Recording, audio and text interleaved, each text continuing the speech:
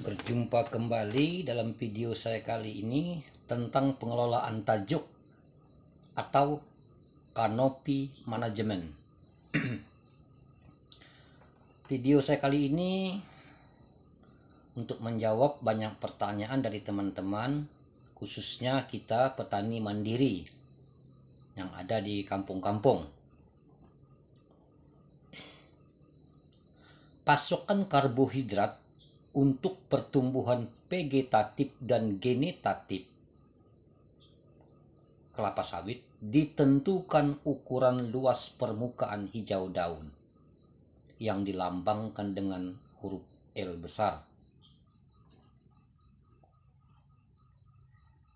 di mana L besar sama dengan A besar D kecil dikali N kecil dikali D kecil dibagi 10.000. 10.000 ini 1 hektar. Jadi L tadi adalah luas permukaan hijau daun, A besar D kecil tadi adalah luas pelepah daun dalam meter persegi, N kecil adalah jumlah pelepah daun. Pelepah daun itu artinya terhitung mulai dari pucuk sawit yang sudah mekar, itu disebut mahkota daun, sampai dengan pelepah sawit paling bawah yang disebut dengan songgo, yaitu 4 pelepah di bawah buah yang kita panen. Silakan lihat video saya sebelumnya. Sedangkan D kecil adalah kerapatan tanaman antar pokok atau disebut etiolasi. Jumlah pelepah adalah jumlah yang harus kita pertahankan pada saat sanitasi dan kastrasi maupun pada saat pruning dengan menganut sistem songgo atau ketentuan-ketentuan sebagaimana video sebelumnya. Untuk kita petani mandiri yang kita yang di kampung-kampung, sebaiknya populasi tanaman kelapa sawit kita adalah 136 sampai dengan 143 pokok saja per hektar, atau bahasa sederhananya 8 kali 9. Ini menurut saya sangat baik, supaya walaupun kita punya kebun tidak terlalu luas karena kita mandiri, tetapi nanti produksi TBS kita akan sangat maksimal. Hasil penelitian Corley pada tahun 1982, 24 pelepah per pokok, produksi TBS-nya adalah 18 ton per hektar. Sedangkan 48 pelepah per pokok, produksi TBS-nya adalah 25 ton per hektar. Sementara jika 64 pelepah per pokok, maka produksi TBS-nya adalah 27 ton per hektar per tahun.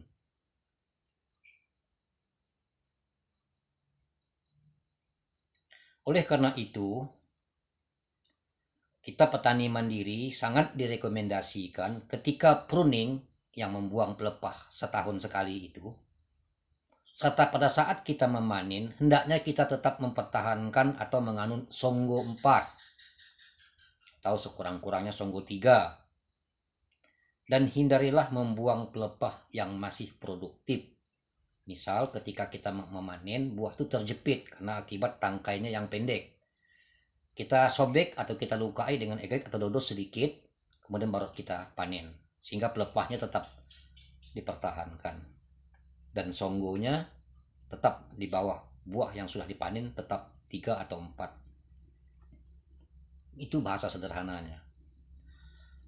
Ablasi adalah membuang bunga pada fase TM masuk usia TM.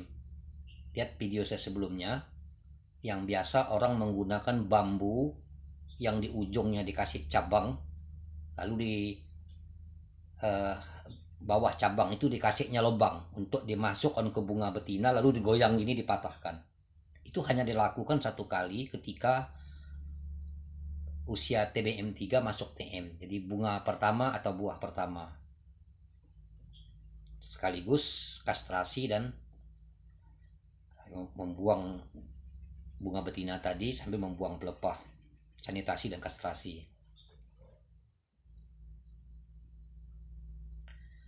pemupukan hara makro N dan K, nitrogen dan kalium maksudnya, punya pengaruh nyata terhadap pertumbuhan tanaman dan luas daun. Kekurangan unsur K, pelepah akan lebih kecil. Di sisi lain, pemupukan N, nitrogen, atau sering kita ketahui itu kalau sehari-hari itu urea, itu akan meningkatkan laju pertumbuhan pelepah.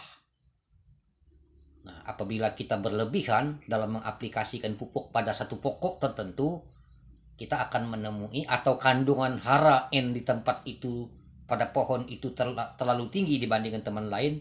Itu sebabnya kita menemukan sawit kita tuh pertumbuhannya sangat cepat padahal sama tanamnya. Temannya baru tingginya sekian meter, dia lebih tinggi. Temannya lain masih pakai dodos, dia sudah pakai egrek. Nah, itu karena banyak unsur N tadi.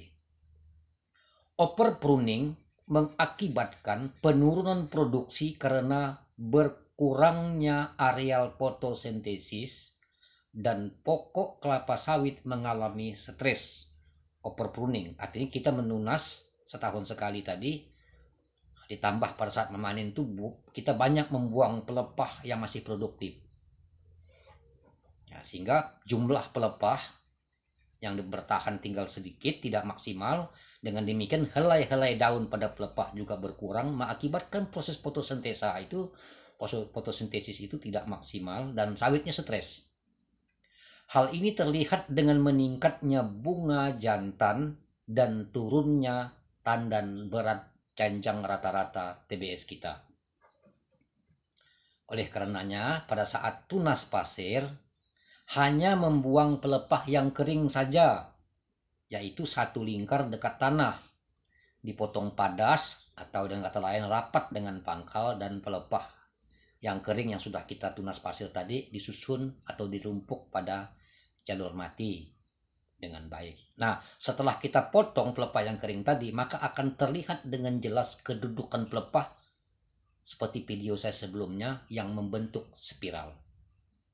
Semoga bermanfaat. Sampai jumpa video saya berikutnya.